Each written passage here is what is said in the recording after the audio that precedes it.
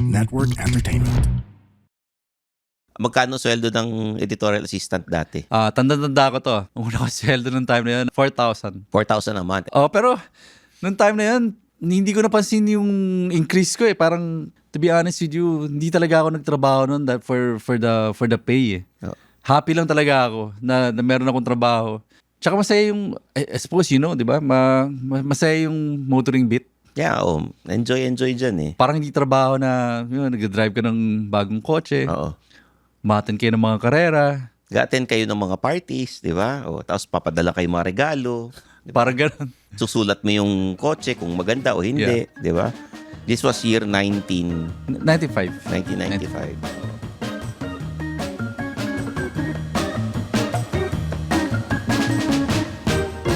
Mga Immortal, welcome to the Underpaid Podcast. I'm your host, Stanley Chi. Ito ang podcast na pro-employee para sa mga Immortal where we talk about work-related topics na parang nagkukwentuhan lang tayo sa pantry. This is a very special episode kasi kasama ko ngayon, guest natin ngayon, ang EIC ng Visor, Vernon Sarne. Hello. Hello, Thanks sir. for Kumusta? having me. Thank you for guesting dito sa Saka, Underpaid. Sobrang gusto ko yung pangalan ng podcast mo. Because I've always been underpaid. Sir, parang hindi kayo underpaid. Sa dami ng Seiko watches ninyo, feeling ko hindi kayo underpaid. Actually, kaya nga Seiko lang ang afford ko eh. Pero marami. Meron ka ba Seiko ni James Bond? Wala. Yung parang ano yun, parang may calculator ba o parang TV, di ba? Wala. Puro automatic lang. Okay. Sir, let's talk about you. Kasi you started as a writer ba in the motoring beat or sa motoring industry? I joined the motoring beat noong 1995. Oo. So, almost 31 years ago. Hindi ko alam na car magazine yung na-applyan ko. Baka narinig mo na yung magazine na yun. Ang pangalan niya, Automotion. Hindi pa, sir. Automotion. Hindi pa. Nag-apply ako, nangangailangan sila ng editorial assistant. Nag-walk-in lang ako. Pinapunta lang ako dati nung college classmate ko. Wala akong idea kung ano yung magazine, kung anong gagawin. Iniisip ko nga, on the way dun sa office nila, akala ko baka fashion magazine or... Ano to? Is it published by Summit also? No, hindi. Maliit na company. XLI Publishing. Yun ang pangalan ng sister magazine ng mga miscellaneous. Ano yung course nyo nung college tsaka saan kayo nag-aral? Sa Mapua. Oo. Pero hindi journalism yung course ko. Ang course ko noon was ECE. Engineering. Electronics and Communications Engineering. Do you have Chinese blood? Kasi usually, Mapua. Nanay ko. Usually, ang Mapua, tapos engineering, mga Chinese ang nag-enroll. O kaya, kung di naman sa UST, di ba? Pero medyo may talent kasi ako sa math. Nung high school kami, ako yung math awardee nung batch namin. High school saan, sir? Sa Malate Catholic School. Okay. Nag-battle of the brains ba kayo? Hindi, pero may experience din ako sa mga quiz bee. Oo. Ako yung pinaglalaban sa mga math quiz bees. Oo. So, madali sa akin yung math kasi mahilig ako sa mga problem solving, yung mga puzzle. Mahilig ako doon. Yung mga puzzle na ganyan, parang traffic lang yan sa EDSA eh. Di ba? Parang ganun. Kung saan kadadaan-daan, di ba? Pero, from being an engineer, bakit kayo napunta Hindi sa ko natapos yan, by the way. Nag-drop out ako nung third year, first sem. Alam mo ba ito nag-drop out? Bakit? I wanted to be a pastor. Totoo yun. Naging Christian kasi ako nung 1989 when I was 17. Sobrang passionate ko nung time na yun, nung una ako naging Christian. Oo. So, 2 years later, I wanted to be a pastor. So, nag-full-time ako sa ministry. Saan kayo nag-church noon? There was this church called Corpus Christi. Ang head pastor niya dati, hindi ko alam kung kilala mo si Ronald Remy, yung dating actor. kasabay ni na FPJ, Hindi ko nakilala yung Ronald sir, eh. Remy. Oo, eh. Siya yung parang head pastor namin noong time na yun. But, so, I worked sa full-time ministry for 2 years. Pagkatapos, nag-quit din ako. Wow. Medyo nanlamig yung... Bakit nag-quit kayo sa pagiging pastor? Kasi I wanted to be a pastor. I wanted to meet people, conduct Bible studies, Oo. mga ganyan. Kaya lang, nung nalaman nilang marunong ako magsulat, nilagay nila ako doon sa training and research department nila. So parang people Yeah. person ka eh. Oo. Tingin ko. So, yung last year ko sa work, nilagay nila ako doon sa department na yun. Araw-araw ang trabaho ko is computer.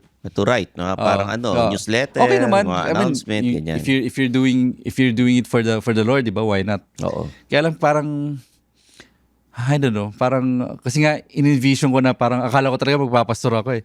But now looking back, sabi ko, baka wala akong gift talaga sa pastoring, di ba? Baka imbis na ma-inspire sa akin yung mga tao, baka ma-stumble pa sila. Usually may calling yan eh. Parang ikaw maaga mo yata na calling Akala ko mo. may calling ako. Oo. So, after that, you worked for a magazine. So nung nag-quit ako dun sa church na yon, tumambay ako for 2 years na wala akong ginawa kundi tumambay lang talaga. Laking baklaran ako. Laking kali ako. Oh. So, anong sabi ng parents yun? Syempre disappointed sila. Kasi ako yung inaasahan nila. Ikaw yung breadwinner dapat. Parang ganun. Tsaka medyo may potential talaga ako kasi medyo dati yung mga academic stuff sa akin sobrang... So, you're an achiever ka nung high school, nung college, Hindi ko alam diba? kung matatawag mong achievement yung ginawa ko. Actually, pwede akong tumambay dati, mabarkada ako. Oo. Kaya lang, tingin ko kaya okay sa akin yung academic kasi matalas yung memory ko eh, kahit di ako mag-aaral. Parang ganun. So, hindi ko sinasabing matalino ako, kaya lang, na-absorb ko lang talaga yung mga bagay-bagay. So, mas mabilis kang pumick up, kumbaga sa mga classmates mo. Then, Yeah. How many years were you an editorial assistant dun sa magazine? Siguro mga 1 year. Tapos 1 year o 2 years. Tapos naging associate editor. Oo. Tapos naging managing editor. Yun. O para sa mga listeners natin ng Underpage, yung mga immortal, ano ba ang trabaho ng editorial assistant, sir? Editorial assistant. Kung may mga... Dati, uso pa yung mga print di ba? Print magazine, newspaper. Mga dyaryo, ganyan. Pag sinabi mong editorial assistant, ikaw yung pinakamababang posisyon sa team. Lahat ng trabahong ayaw gawin ng mga ibang editors, ikaw yung gagawa. Kung kailangan mo magtimpla ng kape, magtimpla ka ng kape. Naalala ko nung time na yun, nag-encode ako ng mga column ng mga editors namin. Wala pa yung meron ng email yata nung time na yun, pero yung mga writers namin marami sa kanila wala pang email. So yung karamihan sa kanila, fina-fax nila yung column nila. So parang Iniisa-isa ko. ikaw yung nagre-rewrite. Kaya nga sabi ko nga sa mga bata na yan, guys, hindi nyo alam kung gaano kayo ka-blessed sa trabaho technology nila. ngayon. Magkano sweldo ng editorial assistant dati? Tanda-tanda ko to. Ang una ko sweldo nung time na yun, 4,000. 4,000 a month. And then naging kayo, associate, managing editor muna. Pero nung time na yun, hindi ko napansin yung increase ko eh. Parang... Magkano Kasi, sweldo ba nung managing to editor? be honest, Oo. To be honest with you, hindi talaga ako nagtrabaho noon for the pay eh. Happy lang talaga ako na meron akong trabaho. Tsaka masaya yung, I suppose you know, di ba? Masaya yung motoring bit. Yeah, enjoy dyan eh. Parang hindi trabaho na nag-drive ka ng bagong kotse. Oo. Umaten kayo ng mga karera. Gaten kayo ng mga parties, di ba? Tapos papadala kayo mga regalo. Diba? Parang ganun. Susulat mo yung kotse kung maganda o hindi, di ba? Yeah. Magkano sweldo ng managing editor nun, sir? Yung time na yun, hindi ko na maalala. Natandaan ko lang talaga yung 4,000 yung unang-unang sweldo ko. 4,000. This was year 95. 1995. Oh. Actually, nung time na yun, I spent so many years na sobrang maliit yung sweldo ko. Pero, gaya nung sinabi ko sa'yo kanina, hindi ako yung type na magde-demand ng increase. No. O yung Kasi- magte-threaten na magre-resign na ako dahil ang baba ng... kumbaga parang ano lang, kayo yung tahimik na, sige, trabaho lang, gano'n. Oo. Pero alam mo kung bakit? oo. Kasi nga, masaya yung industry na ginagalawan ko eh. Pero hindi kayo nire-require sa bahay na, mag-contribute ka naman. Oo. Noong time na yon, yung pumasok ko sa motoring, di ba, July 1995. Oo. Yung parents ko, yung family ko, migrate sila sa US. Nung year na yon, December 1995. Oo. So naiwan ako sa Pilipinas. So parang doon nagsimula yung buhay binata talaga. So talagang sa'yo yung buong bahay, gano'n. Oo. Parang ganun. So, Pinapadala ka ba ng pera? hindi na. Actually, proud ako doon. Oo. Pero now looking back,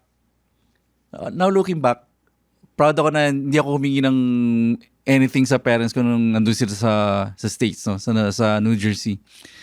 Pero at the same time, dapat naisip ko rin, dapat ako na talaga yung nag-aabot din. Although inisip ko, anong mararating ng sweldo natin sa Amerika, di ba?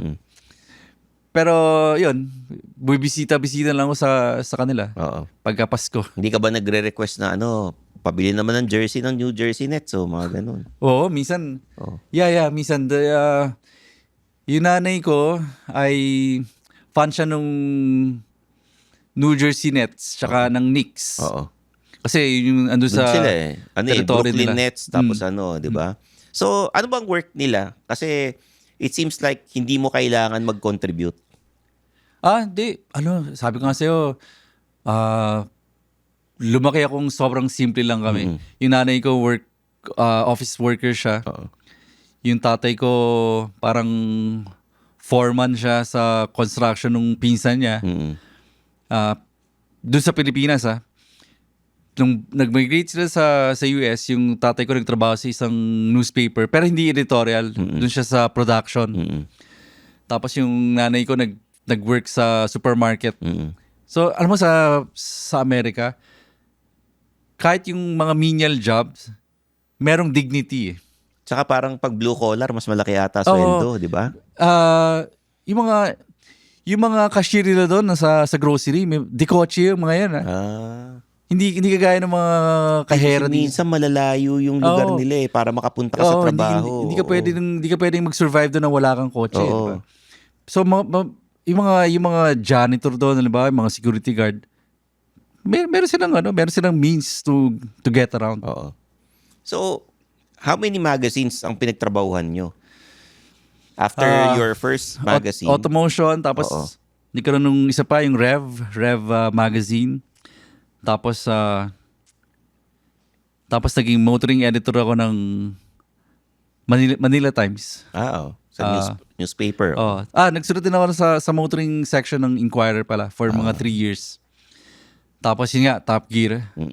Yun yung doon ako talaga tumagal. Pinakamatagal, mga 10 years. Mga almost 11. Nung nag-Top Gear kayo, ang position nyo EIC na? BIC. Yep.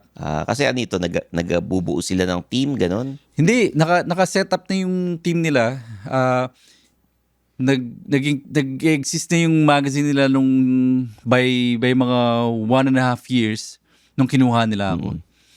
They needed a new EIC. Bakit nag-resign yung dati? Hindi naman.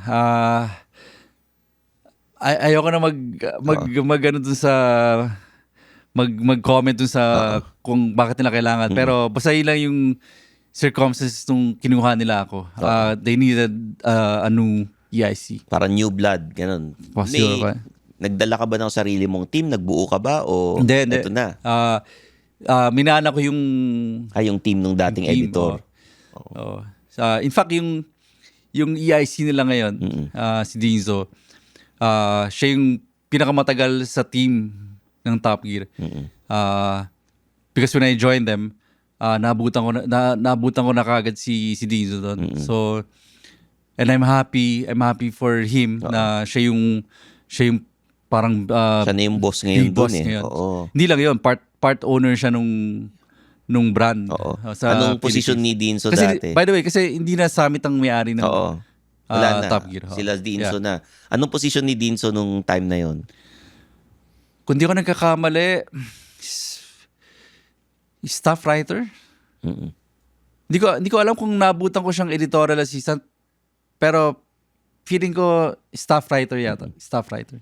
Ano yung tinanong sa inyo? Siyempre, EIC ka, interviewing ka. Ano yung tinanong sa inyo ng mga boss? Sila Mirza ba nag-interview sa inyo? Sila Hindi, kasi Liza? unang-una, hindi naman kasi ako nag-apply. Oo. Kumbaga, yung interview na yon hindi para sukatin ako o i-assess ako. Meaning, nung na-meet ko si Miss Liza for the first time, set na yung decision niya na ako, ikaw ako na yung EIC. kukunin. So, paano ka in-invite na mag-Top Gear? Kilala ko yung editorial director ng Summit noong time na yon, si Miss Joanne Maglipon, who was also the EIC of Yes. Yes. Oh. Yes and PEP. Yung Mga showbiz. showbiz.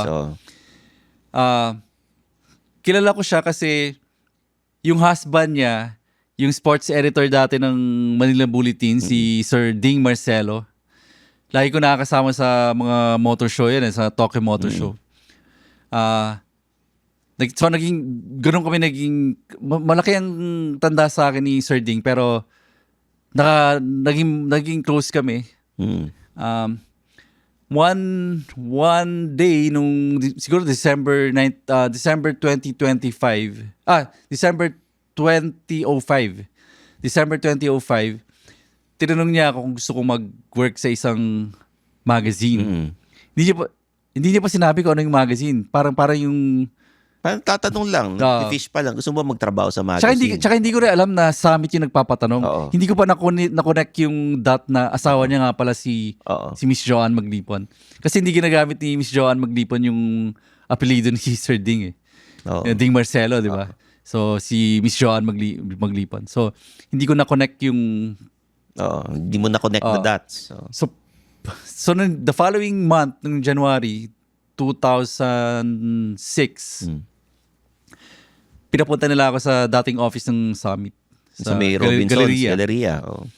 So, na-meet ko for the first time si Miss Liza. Yun nga, sasabi ko, sobra ako na-impress. Isipin mo, Goku Way. Sobrang walang kaarte-arte sa... Simple lang magdamit. Sobra.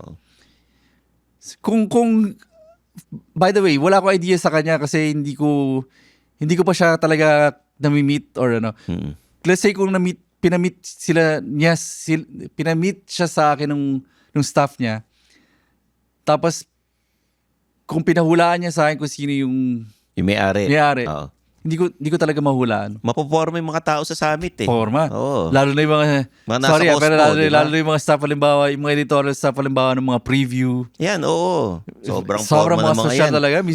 Bisa nakakaya. Pag nakasabay mo sa elevator, yung mga yan parang... Ito, totoong nangyari sa akin ha. May kinuha akong stylist na taga-Summit. May photoshoot para sa isang brand. Mas maganda pa yung stylist ko kaysa dun sa model. Di ako magtataka. Oo. As in, mas may itsura pa. Nung nandun kami sa galleria, neighbor namin yung cubicle nung preview. So, may mga naging ka-close din ako sa preview. Mabait naman sila. Pero, sobrang passion. Parang fashion show talaga eh. Sobra.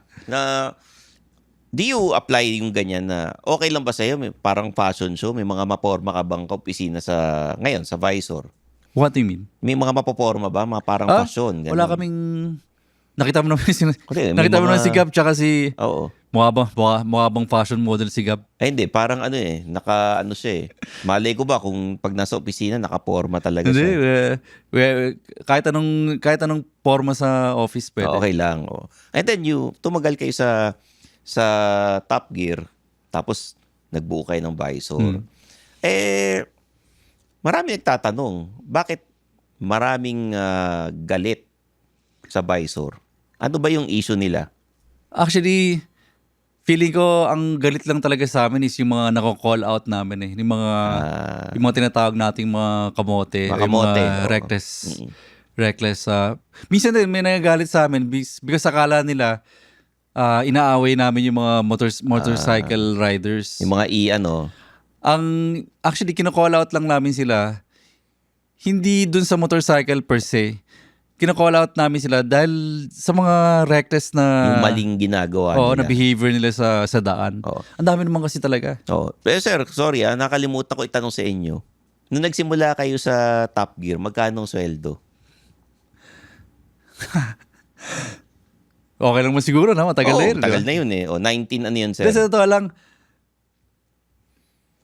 sabihin mo nang mababaw. Oo. Mababaw. Pero I joined them 2006. Siguro sa mga fellow EICs ko, maybe this was a very small amount. Oo. Pero sa akin, para akong tumama sa loto na. Oo. Kasi remember, yung mga pinagtrabahuan ko dati, mga simpleng lang. Yeah, eh, yung diba? mga parang maliit na publications. So, they offered me 60,000. Yan yung una. That was 2006. 2006. Oh, hindi ko natatanungin kung magkano sweldo ninyo nung nag-resign kayo. Ah. 'Di ba? Ibang usapan 'yun eh, 'di ba? Oo. Pero actually, di ba sabi ko sa'yo kung anong klaseng tao ako. Let's say kung yung sweldo ko nung 2006 na 60,000, kahit hindi na in-increasean yun hanggang umalis ako nung 2016, wala silang maririnig na complaint sa akin. Oo. Pero sir, magkano na ba ang going rate ngayon ng EIC? Ngayon, 2026. Hindi ko alam kasi ako kasi nagpapasweldo sa sarili ko ngayon, di ba? So hindi ko alam ang standard na rate ng isang EIC. Kahit sa mga ibang publication, kumbaga parang from ganitong amount to ganito. 6 figures naman siguro, di ba? Yes. Nung umalis ako nung summit nung 2016. Yes. 6 figures na. Okay. Yung 6 figures na yun, may 2 ba sa harapan? Sa una, may 2. Meron 2 pero baka iba sa ibang pwesto, sa ibang order. Hindi doon sa una. So hindi sa 200 ganon. Hindi naman. Pa pero abot ng ganon. Hindi ko rin alam eh. Sabi ko nga sa'yo, baka yung mga fellow EICs ko baka mas mataas na yung rate nila di ba? Oo. Halimbawa, yung EIC ng FHM, halimbawa, kumparing Alan. Oo. Mga galing yun, di ba? Saka mga mas matagal sila sa company compared sa akin. So, feeling ko mas mataas ang sweldo sa akin ng mga yun. So, eto sir, sa motoring, napapansin ko lang, no? May barkada ng motoring journalist, may barkada ng content creators. Ano napapansin nyo sa ganun, sir? Bakit mas close? Nangyari, pagka motoring journalist, mas close sila sa kapwa motoring journalist and parang barkadahan ba na pero alam mo, in mahirap fairness, makapasok? Hindi ko alam kung ganun pa rin yung division ngayon Pero grabe nung una, nung pandemic. Yes, diba? Nagpasukan yung mga content creator, yung mga influencer. Tingin ko doon talaga nagulat yung mga editors, yung mga journalists kasi. Kasi parami kami narinig halimbawa na etong taong to, perong appearance fee, ganyan-ganyan, di ba? Mga influencers. Hindi, ang journalist, simple lang naman ang journalist eh. bigyan mo lang kami ng 3-in-1 coffee. Oo. Ha-attend kami, di ba? So parang medyo At saka nanibago. Syempre, merong code of ethics, di ba?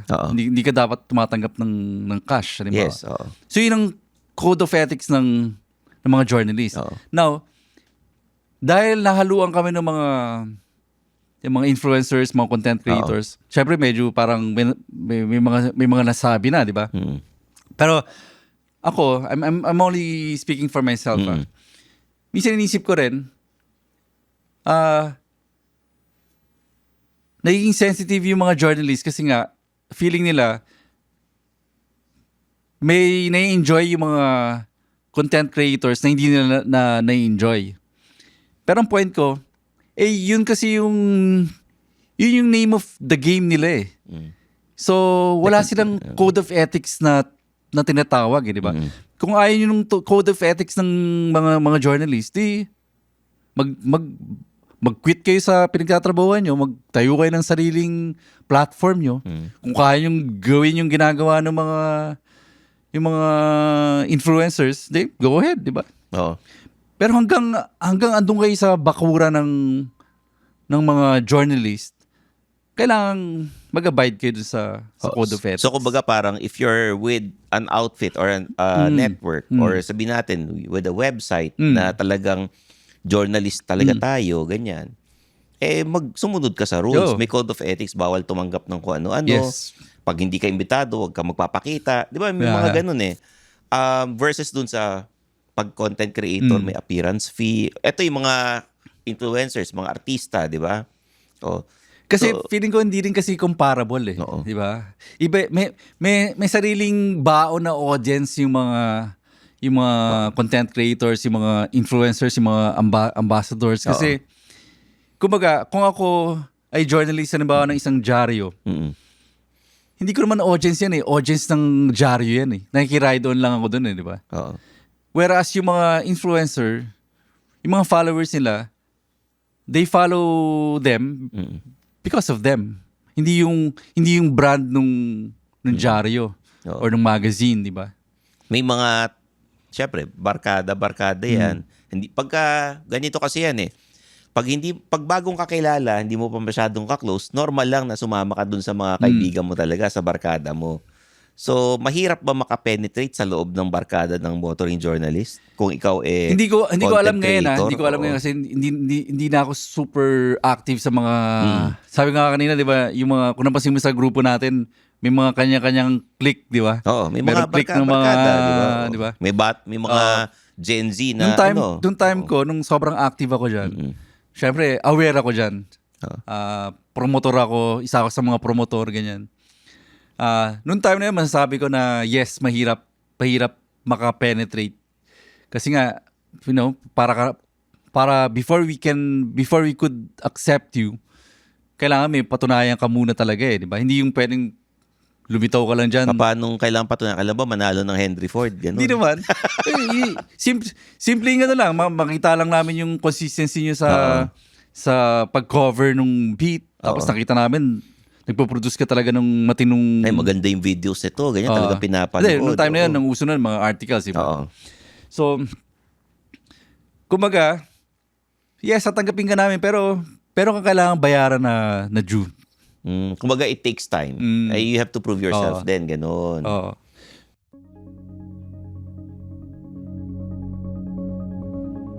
Hi, my name is RJ Ledesma. I wear many hats. I wish I had just as many heads. I'm a serial entrepreneur and I'm also an entrepreneur mentor.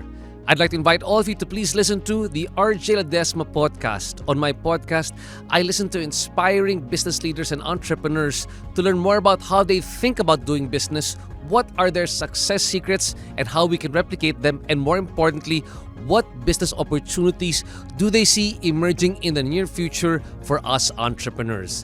Listen to the RJ Ledesma podcast.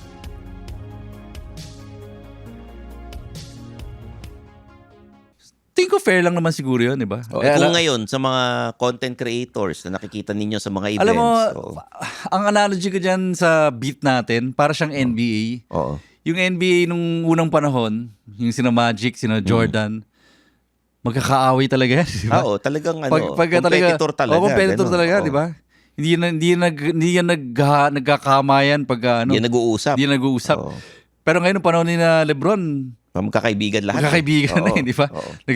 Nagbubulungan, nagtatawanan pa, ganyan-ganyan. Wala ka makikita ganun, na ganyan nung time ni na Larry Bird, di ba? So now, you may ask me, so ano mas maganda? I don't know. Hindi ko alam. Kanya-kanyang, baka yun ang gusto ng mga tao ngayon. May pros, may cons, di ba? Siguro ang pros is that, you know, magkakaibigan kayo. Wala nang intriga. O sabi mo nga kanina, may mga intriga pa rin. Meron naman. Hindi naman siguro mawawala because yun ang parang bonding time or PR ng mga tao, which is makipagkwentuhan. Di ba? chismisan kayo, di ba? Pero ang point ko nga, sabi ko nga, aliit na nga lang ng beat natin. Oo. Magkakaroon pa rin ng intriga, di ba? Oo. Pero ayun, basahin natin sir kasi sabi ko kanina, bakit maraming galit sa Visor? Tapos sabi nyo, ito yung mga nako-call out. So ang ginawa ko, nagbasa ako sa Reddit ng mga Teka lang, comment. lilinawin ko lang, baka akala ng mga viewers mo, scripted to. Hindi, ayan oo. Reddit, ayan pinapakita ko. In fact, hindi ko alam yung itatanong mo sa akin. Kinakabahan na nga ako. Ang nakalagay dito, what's up with the Visor hate? Tapos may mga 52 na nag-comment, sabi dito.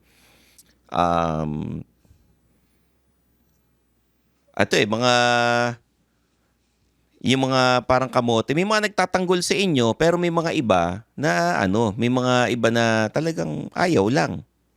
Ito, hinahanap ko tong thoughts on Visor PH. May 5 nag-comment, tapos ang sabi dito, ex-writer ng Top Gear PH na demanda ng libel. Sabi to ni ni routine_lychee. Yeah. Na demanda ng libel, naligwak, bumuo ng Visor. Anti-mahirap, anti-small displacement bikes, clout chaser din sa Facebook, sakay lang sa trending, old men na di na makasabay sa modern motoring trends. Ayan, sir, ha? Yeah. Binasa ko lang, ha? Sabi ko sa'yo, walang off na topic. Walang bawal na pag-usapan. At nung sinabi ko kay Sir Vernon, ano ba mga bawal pag-usapan? Sabi niya kahit ano pwede. Yeah. Tapos sabi nung nag-comment, may issue pala siyang ganyan. Natutuwa ako sa mga ina-upload niya Ha ha ha ha. Sa mga comments ko nga din natutunan yung ibang meaning ng mga sign sa kalsada. As a girly na passenger princess, lol, eme. Okay. Nag-uusap-usap sila. Tapos may nag-comment, Vernon Sarne posted stuff about an ongoing road rage investigation using then Top Gear PH Facebook page. Ayun. Okay. Anong Can comment naman, sir? I reply? Yes, sir. So anyway, noong 2016, mga Agosto, we posted something. When I say we, kasi syempre yun yung Facebook page natin. Diba? Team kayo Oo. Merong nagkaroon ng incident sa daan, road rage. Isang driver ng kotse, isang Hyundai Ion, may nakaaway siya sa naka-bike, naka-bisikleta. Usual away lang. Pero nagkasagutan, nagkaduruan. Yung may-ari ng Hyundai Ion, siguro hindi niya kaya sa away yung naka-bike. Oo. Kumuha siya ng gamit sa kotse niya. Sa madaling salita, binaril niya yung napatay niya. So nagkaroon ng manhunt. So nag-issue yung MPD, Manila Police District. Yung naglabas sila ng plate number. So ito yung model ng kotse, Hyundai Ion, red. Ito yung So we're looking for this. Hot car na to ngayon. Nilabas namin. Kung ano yung nilabas namin, hindi yung nilabas ng Philippine Star, Inquirer, GMA, ABS. Pareho, yun din, same.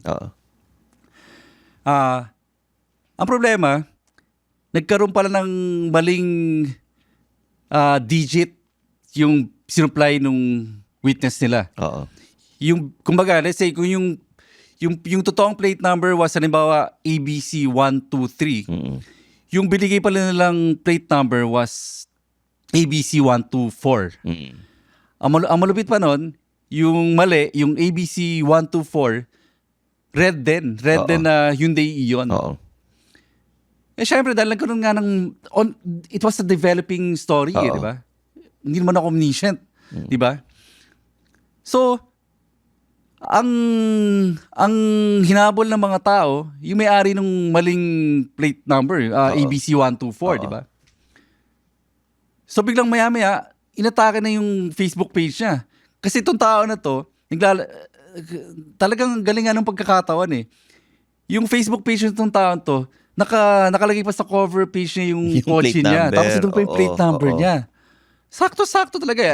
Alam mo naman mga tao, ang galing Magaling ganap sa oo. social media. Oh. Tsaka nung time na yon, in fairness sa audience ng Top Gear nung time na yon, sobrang passionate. Oo. Pag may pinahanap kami sa kanila, Makikita talaga Makikita talaga. Kahit saan ka nag-park, sa Oo. buong Pilipinas yata, parang...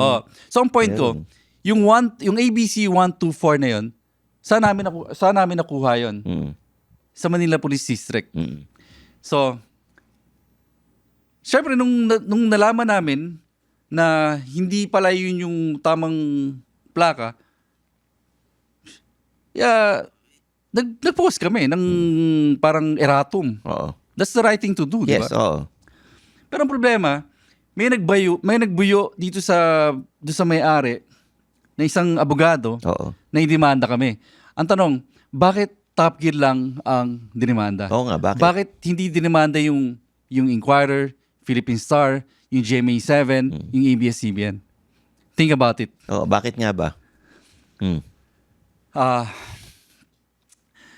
Nalaman ko to, actually, inamin din nung lawyer. Oo. Hindi ko nga alam ba't niya inamin sa akin. Talaga nag-gloat siya yata Oo. eh. So, nagpakilala tong lawyer na to na advocacy daw niya yung cyberbullying. Mm. Kaya niya kinonvince yung may-ari nung maling Oo. na demanda kami. Oo. Pero in my mind, so bakit kami lang? Eh, ang dami naglabas nung maling plaka. Oo. Alam mo, sinabi niya sa akin kasi nung tumatakbo na kasi yung kaso, umatay kami ng mediation sa RTC sa tabi ng Manila City Hall. Matyaga akong umattend Oo. So lang, pwede ng abogado lang pati naman eh. Nag-provide ang summit ng legal assistance Okay. sa akin. Nagpapasalamat ako sa summit. Oo. Anyway, sinabi niya sa akin, believe it or not, sabi niya sa akin, Sir, naalala mo ba ako? Ako yung may-ari nung isang kotse, sinabi niya yung model na nilabas nyo sa page nyo. Tapos na-bash sila. So ginagawa niya to para bumawi. Oo. Anong basa Parang mo doon, ganun, di di ba? ba? Anong Oo, basa mo doon? oo. Kesa na-trauma daw yung anak niya Oo. because of that. Naintindihan ko yung feelings niya siguro, bilang tatay. Pero yung circumstance kasi is, nasa kanila talaga yung mali eh. Tapos hindi naman namin nilabas yung plaka. Kaya lang, mali is mali, di ba? So anong sinabi niya nung sinabi niyang naalala niyo ba ako? Medyo mayabang ba or ano? Ayoko na mag-judge eh. Ayoko na mag-judge pero anong interpretation mo doon? In fact, sa totoo lang, bakit mo sinabi sa akin yun? Hindi mo ba naisip na pwede kong maging bala sa ito? Oo. Di ba?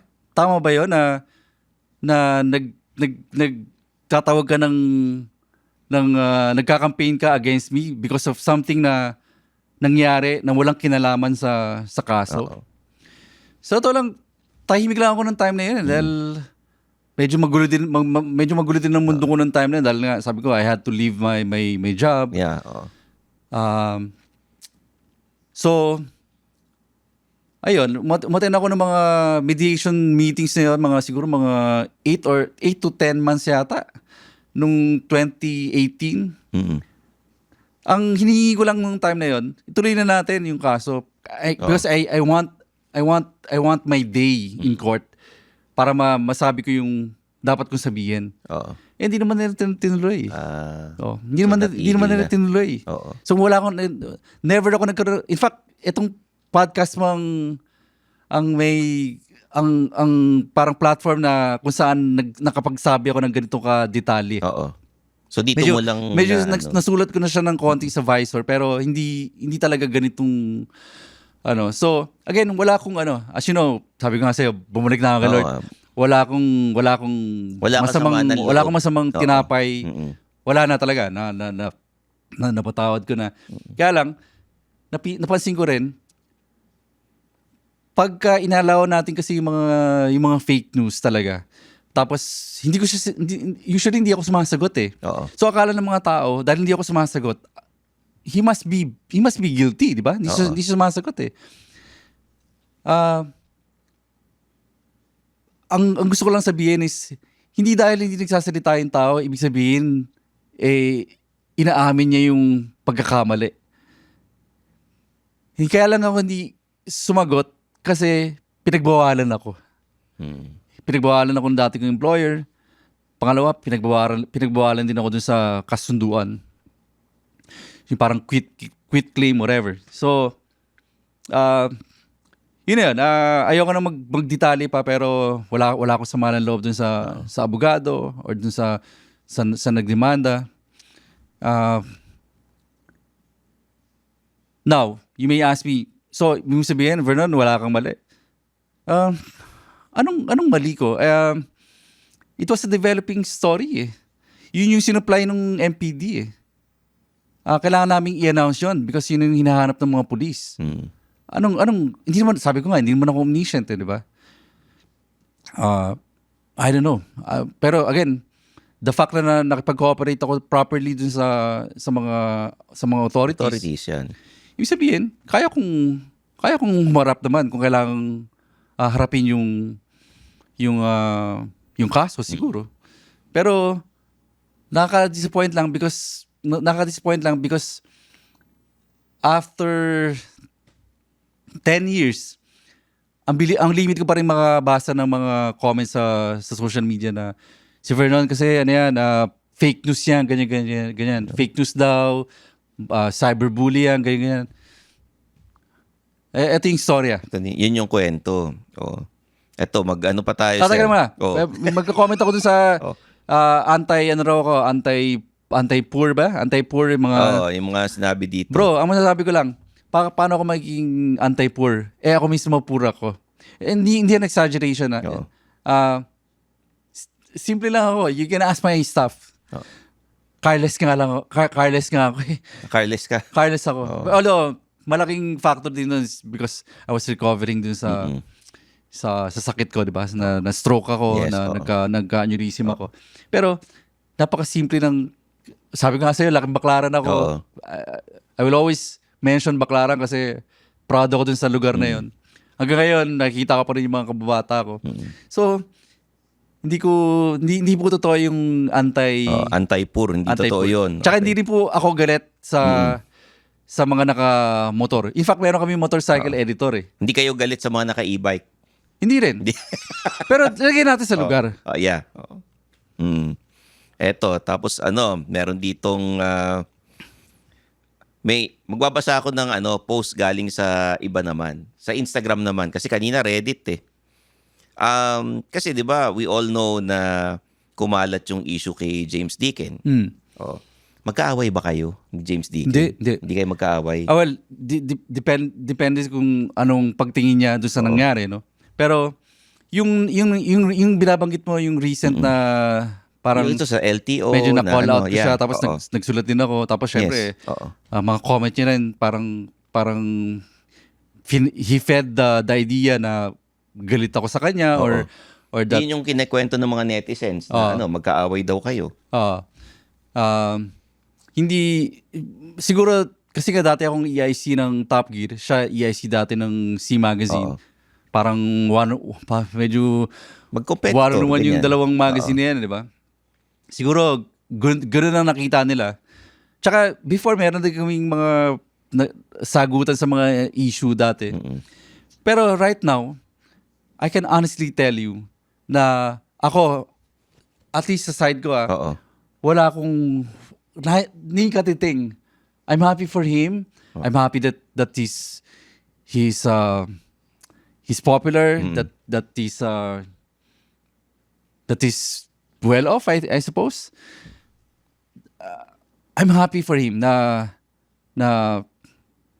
nagagawa niya yung gusto niyang gawin. Na meron siyang voice na pinapakinggan ng mga tao. Wala ko talagang galit sa kanya or anything or inggit. Wala talaga. Nabasa ko sa article na sinulat niya na parang nung nagkasakit ka, tinulungan ka. Actually, you buried the hatchet na matagal na, di ba? Oo. Actually, na-appreciate ko yun. Na-appreciate ko na... Actually, marami sila, mga kaibigan sa motoring. Pero siya mismo, nag-thank you ako sa kanya. Tapos, noong 2021, pagkatapos nung operation ko sa aneurysm, yung sinabi ko sa'yo na bumalik na ako kay Lord, di ba? Kasi bata ako naging Christian, ang problema, nag-backslide din ako. Oo. Nag-backslide ako, pero nung 2021, bumalik ako kay Lord.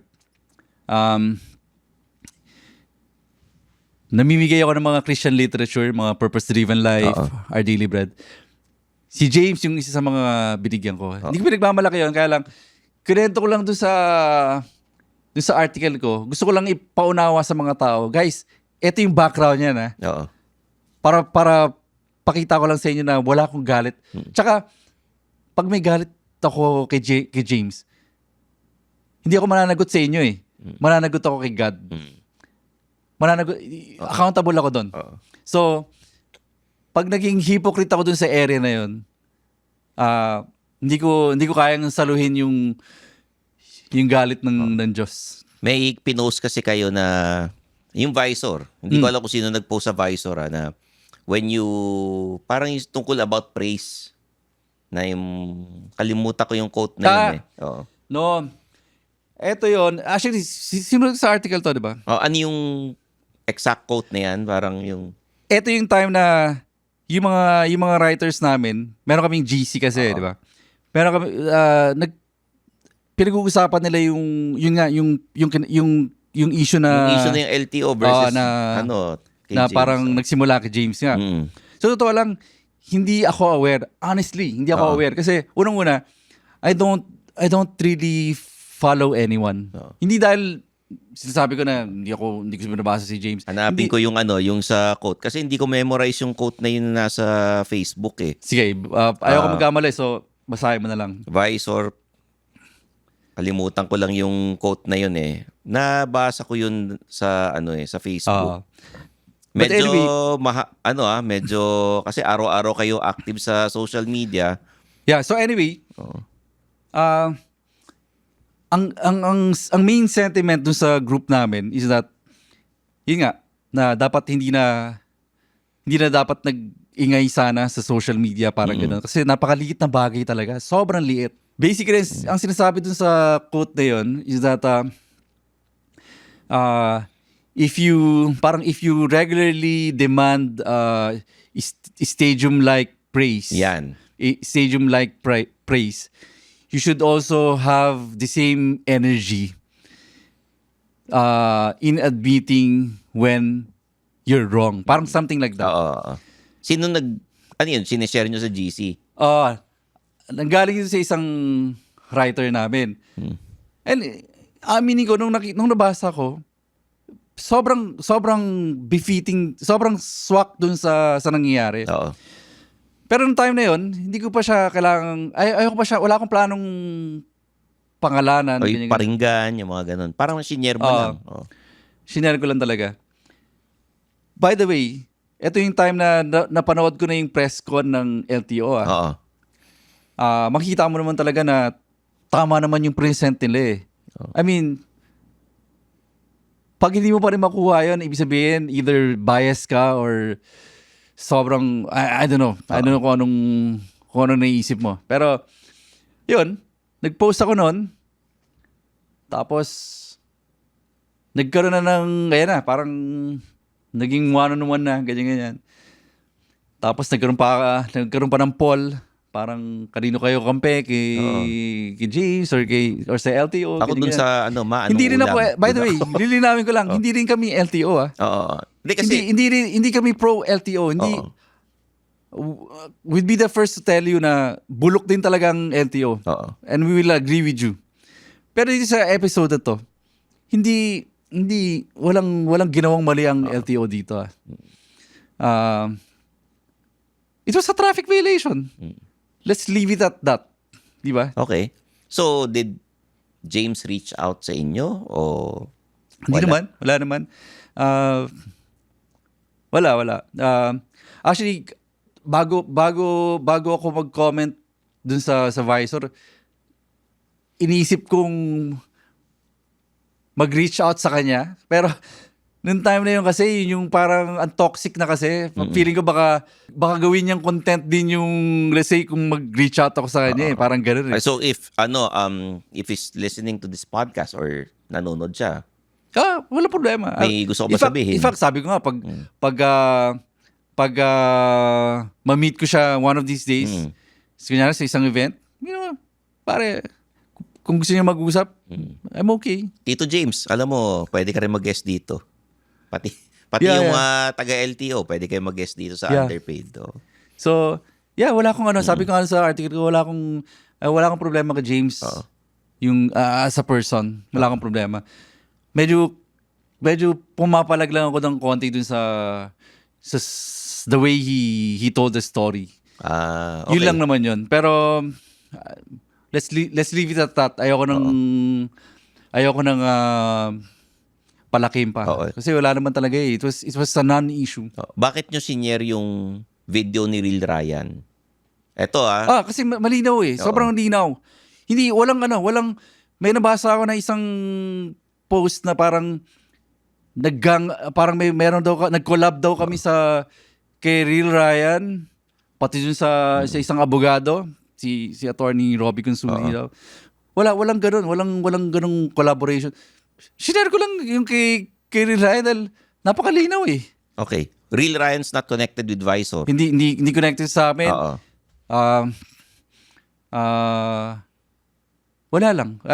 Pareho lang yung pagtingin namin dun sa issue. Okay. Si LTO, did they reach out to you guys? Kasi nag-guest din siya sa podcast ng Auto Industriya. Yes, I've already met the LTO chief, si Asek. Oo. We had coffee. Sinama ko pa si Gab. Sinama ko si Gab. Oo. Matino siyang tao. Well, of course, yun yung nakita ko, di ba? Oo. I could be wrong, pero maayos yung nakaharap kong tao nung nag-meet kami. Siguro mga 2 weeks or 3 weeks ago. Oo.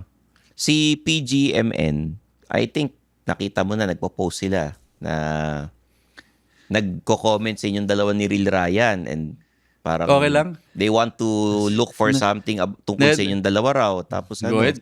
Kagaya ng sinabi ko sa'yo, walang bawal na pag-usapan as far as I'm concerned. Oo. In fact, sabi ko nga kanina, ano kaya tatanong dito ni Stanley sa akin?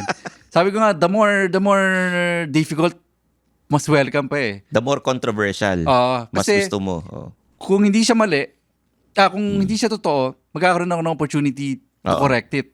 Now, kung totoo siya, I will readily admit it. Tapos, makakapag-share pa ako na exactly, kaya kita inalaw na hukayin yan. Oo.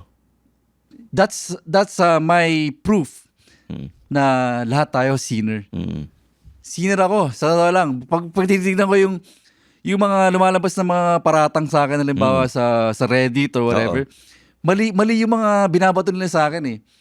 Kung gusto nila akong batuhin ng mga totoong accusation, hindi yan. Huwag yan ang ibato nyo sa akin. Mas malupit yung mga ginawa kong kasalanan.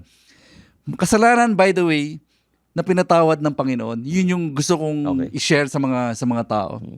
So, ito, sa lahat ng issue na nangyari, yun, sa mga nagagalit sa inyo yung netizens because of the LTO James issue, si PGMN is, hindi ko alam kung itutuloy nila, no?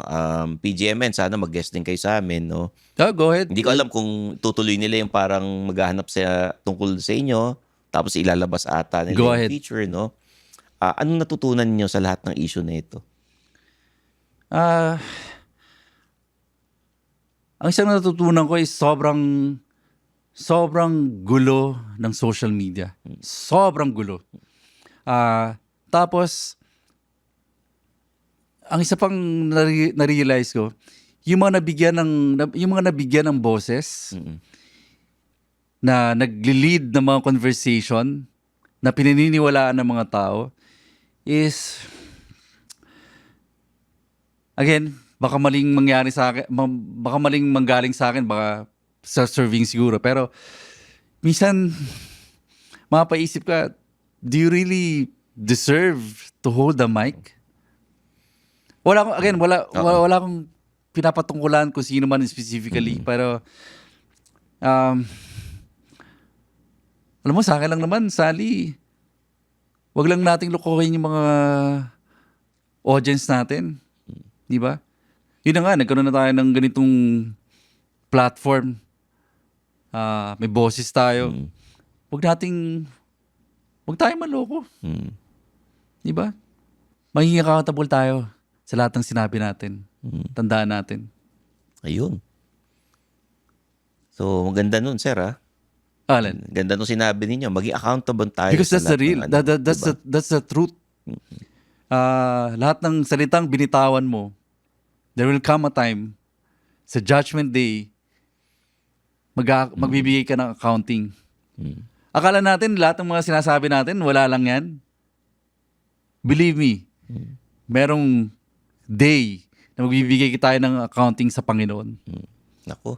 Ang ganda nung sinabi niyo, Sir Vernon. At thank you for guesting dito sa Underpaid. Kasi marami kayong issue na na-discuss dito na ngayon nyo lang sinabi. Thank you. Thank you for giving me the... Actually, sabi ko nga sa'yo kanina, hindi ako mahilig sa mga video. Ha? Oo. Kaya ako lang pinagbigyan to dahil sa'yo. Thank you, sir. Hindi, alam ni Gab yan. Sa totoo lang. Hindi ako, kung mapasin mo, hindi ako mahilig. Well, ikaw, tsaka, nag-guest ako recently sa Bilyonaryo. Pero, kaya ako lumabas doon kasi I was there for a meeting. Kaya, hindi ko alam na meron pala akong guesting na nakaschedule. Oo. So, but the reality is that hindi ako talaga mahilig sa mga video. On cam. Hindi ko talaga talent. Oo. O ito, sir, final na advice nyo sa mga kamote para hindi ma-feature sa Visor. Simple lang. Magmaneho tayo ng maayos. Diba? Simple lang. Sumunod tayo sa batas. Ayun. Diba? Kasi para sa kaayusan din ng kalsada kasi yung pinaglalaban natin tsaka yung kaligtasan ng lahat. Na-notice ko marami sa mga hinahabol ng batas. Sobra silang apologetic pag nahuli sila. Pero habang ginagawa nila yung mali na ginawa nila, sana inisip mo yan nung ginagawa mo yan. Nung hindi ka pa nahuhuli. Hindi ka pa nahuhuli. Di ba? Kasi ngayon parang iyak-iyak ka pa, ganyan-ganyan. So, guys, simple lang ang buhay. Yung lagi kong sinasabi, simple lang ang buhay. Sumunod tayo sa batas. Magmaneho tayo na maayos. Ayun. Kundi, mabavisor ka. Hindi naman. Yung mga readers naman na nagpapadala, hindi naman kami nagsusulisit. By the way, hindi kami nagsusulisit.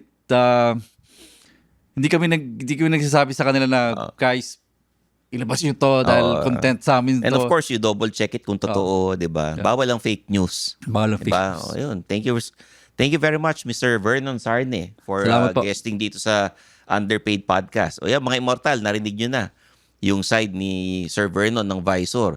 Pero si Tito James, sila LTO Chief, pwedeng mag-guest dito para naman makakwentuhan namin kayo. Kahit PGMN, di ba? So, please subscribe. Hindi lang sa Underpaid Podcast on all social media platforms, pati na rin sa Visor. May website sila, Visor PH. Visor PH, saka Facebook, TikTok, Instagram. Siyempre ako, Stanley Chi on all social media platforms, tsaka siyempre, Suplado Motors. Okay? Meron din kami sa YouTube, TikTok, Instagram, Facebook, lahat. Ayun. Thank you, sir. Thank you. At aasahan ko na pag nakita ulit tayo sa mga events, magkakasama tayo sa likod. Of course. Sa row 4. Doon sa mga sa mga nasa gilid-gilid lang, ganun. So there you have it, guys, for Mr. Vernon Sarne of Visor PH. I'm your host, Stanley Chi, and this is the Underpaid Podcast.